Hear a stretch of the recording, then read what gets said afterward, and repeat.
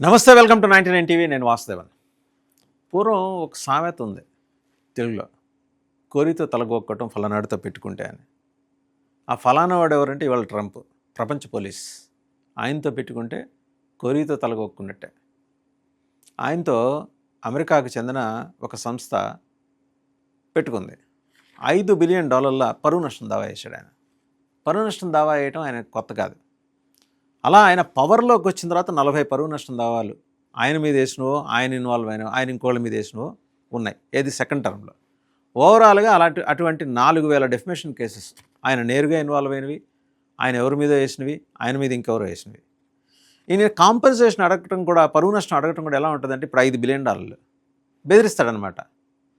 సరే, బెదిరిస్తే ఏంటి, బెదిరిపోయేవాడు దొంగ సాటిన వైట్ హౌస్కి వెళ్ళిపోయి ఆ వెనకాల నుంచి నేరుగా వెళ్తే అందరికి కనపడతారుగా, వెనకాల నుంచి ఆ దొడిగుమ్మల నుంచి లోపలికి వచ్చి ట్రంప్ గారి కాళ్ళు పట్టుకొని, ఏదో తప్పైపోయిందా, ఇప్పుడు అంత 5,000 ఇచ్చుకోలేం కానీ ఒక $1,000 బిలియన్ ఇచ్చుకుంటాం అని అంటారని ఆయన అనుకుంటున్నాడు. వీళ్ళల్లా ఇంతకు ఆ సంస్థ పేరు ఏంటంటే సెంటర్ ఫర్ అమెరికన్ ప్రోగ్రెస్. వాళ్ళు జూలైలో ఒక రిపోర్ట్ ఇచ్చారు. ఆ రిపోర్ట్లో ఏంటంటే, ట్రంప్ క్లెయిమ్ చేసుకున్నాడు తాను అధికారంలోకి వచ్చిన తర్వాత నేషనల్ గార్డ్స్ని డిప్లాయ్ చేసిన తర్వాత క్రైమ్ రేటు కొన్ని ప్రత్యేకమైన నేరపూరిత నగరాల్లో, నేరాలు ఎక్కువ జరిగే నగరాల్లో, నేరాలు ఎక్కువ జరిగే నగరాల్లో ఆ క్రైమ్ రేటు పడిపోయిందని. దీన్ని క్వశ్చన్ చేస్తూ ట్రంప్ ఏవో కాకిలెక్కలు చెబుతున్నాడు అని చెప్పి 2020 నుంచి, ఏది కరోనా సమయం నుంచి ఇప్పటివరకు జరిగిన నేరాలు, వివిధ నగరాల్లో ఎలాంటి నేరాలు జరిగినాయి, వాటి తీవ్రత ఎలా ఉంది, ఇప్పుడు ఎలా తగ్గుముఖం పడుతూ వస్తుంది అనేది మెన్షన్ చేస్తూ సెంటర్ ఫర్ అమెరికన్ ప్రోగ్రెస్ ఒక రిపోర్ట్ ఇచ్చింది జూలైలో. ఇది ట్రంప్ గారికి ఎక్కడ కాలంలో అక్కడ కాలింది. అరే, పొద్దున్న లేస్తే నా మీద పడిపోతారంటే, ప్రపంచంలో బోల్డన్ అంశాలు ఉంటే ట్రంప్ ఒక్కడే దొరికాడు మీకు తేరగా. అంటే నేను అధికారంలోకి వచ్చిన తర్వాత రెండోసారి మేము నేషనల్ గార్డ్స్ని డిప్లాయ్ చేసి నేరాల తీవ్రతని, వాటి గాఢతని గణనీయంగా తగ్గిస్తే మీరు మమ్మల్ని క్వశ్చన్ చేస్తారు, నేను తాట తీస్తానని చెప్పేసి $5,000 బిలియన్ సూట్ వేసినట్టు ఆయన లాయర్, ట్రంప్ గారి లాయర్ అలెజాండ్రో బ్రిటో, వీరు ఈ వాషింగ్టన్ బేస్డ్ థింక్ ట్యాంక్ అయిన సెంటర్ ఫర్ అమెరికన్ ప్రోగ్రెస్కి ఒక నోటీస్ జారీ చేశారు. మీకు శుక్రవారం వరకు టైం ఇస్తున్నా, లేకపోతే మీరు $5 బిలియన్, 5,000 కాదు $5 బిలియన్, $5 బిలియన్ సూట్ని మీరు ఎదుర్కోవాల్సి ఉంటుంది అని చెప్పేసి, మీరు పరువు నష్టం వేస్తున్నాము, $5 బిలియన్ మీరు చెల్లించుకోవాల్సిందే అని. అయితే ఈ సెంటర్ ఫర్ అమెరికన్ ప్రోగ్రెస్ వీళ్ళు ఏమన్నారంటే, చాలా బాబు, నీలాంటి వాళ్ళని బోళ్ళంతమంది చూసాం, మేము నిజం చెప్తున్నాం, నిజాన్ని మీరు భయపెట్టి నిశ్శబ్దం చేసే ప్రయత్నం చేస్తున్నారు, మేము రాసిన దానికి, మేము ఇచ్చిన రిపోర్ట్కి మేము కట్టుబడి ఉన్నాం అని చెప్పి స్పష్టంగా వాళ్ళు చెప్పారు.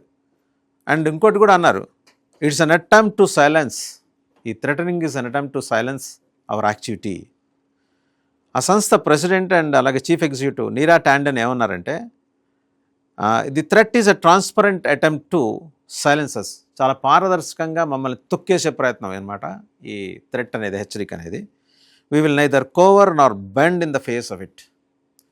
నువ్వు బెదిరించావు కదా అని మేము వణికిపోయి పిరికి పందల్లాగా బెండ్ అయ్యేది లేదు అని చెప్పేసి స్పష్టంగా మెన్షన్.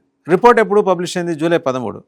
ఏం చేసింది ఈ రిపోర్ట్లో ఆ సంస్థ సెంటర్ ఫర్ అమెరికన్ ప్రోగ్రెస్? ఖచ్చితంగా అమెరికన్ గవర్నమెంట్ని టాస్క్ చేసి, అంటే గురిపెట్టి మరీ అంది, historic fall in violent crime at a time.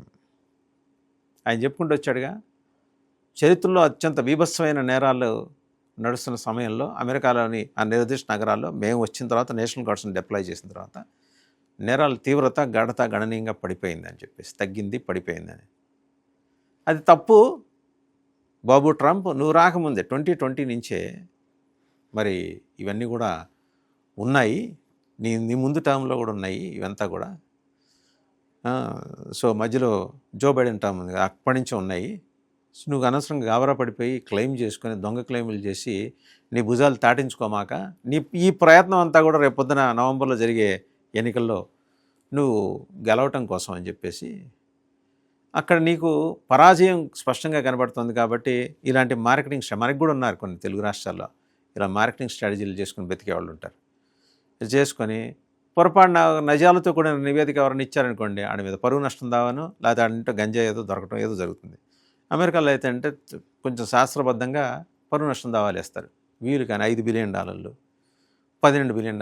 ఇప్పటివరకు ట్రంప్కు ఆయన పోగొట్టుకున్నది $86 బిలియన్ ఎంతో పోగొట్టుకున్నాడు ఇప్పటిదాకా. ఏది ఈ దావాల వల్ల, ఆయన వేసిన వాటి వల్ల, లేకపోతే ఆయన మీద ఎవరన్నా. ఆయనకు వచ్చింది $40 బిలియన్. సో ఆయనకు అదో సరదా, ఉన్నోడు ఖర్చు పెట్టుకుంటాడు. కానీ నీ సరదా not at the cost of national security, national interest, జాతీయ భద్రతకు అండ్ జాతి ప్రయోజనాలకు విరుద్ధంగా నీ సరదాలు ఉండకూడదని చెప్పేసి సెంటర్ ఫర్ అమెరికన్ ప్రోగ్రెస్ చెప్పిందనమాట. In his letter first reported by the New York Times. Brito అంటే ఆయన lawyer, Trump lawyer Alejandro Brito, ఆయన లెటర్ని న్యూయార్క్ టైమ్స్లో పబ్లిష్ చేశారు. Immediately retract the false, malicious and defamatory statements made about President Trump. ఆయన ఏం చెప్పాడు? ట్రంప్ అనే ఒక గౌరవప్రదమైన అధ్యక్షుడి యొక్క పరువు ప్రతిష్టల్ని, మానమర్యాదల్ని మంటగలుపుతున్నారు మీరు అని కన్నెర చేసి, ఆగ్రహించి, మరి తీవ్రంగా అభ్యంతరం వ్యక్తం చేసి అర్జెంటుగా విత్డ్రా చేసుకోకపోతే అవుతుంది అని చెప్పేసి ఆ లెటర్లో హెచ్చరించాడు. ఇన్కన్వీనియంట్ టు ది మీరు మీ ఫైండింగ్స్ అన్నీ కూడా they are inconvenient to the Trump administration అన్నాడు. అసౌకర్యం కలిగిస్తున్నారు.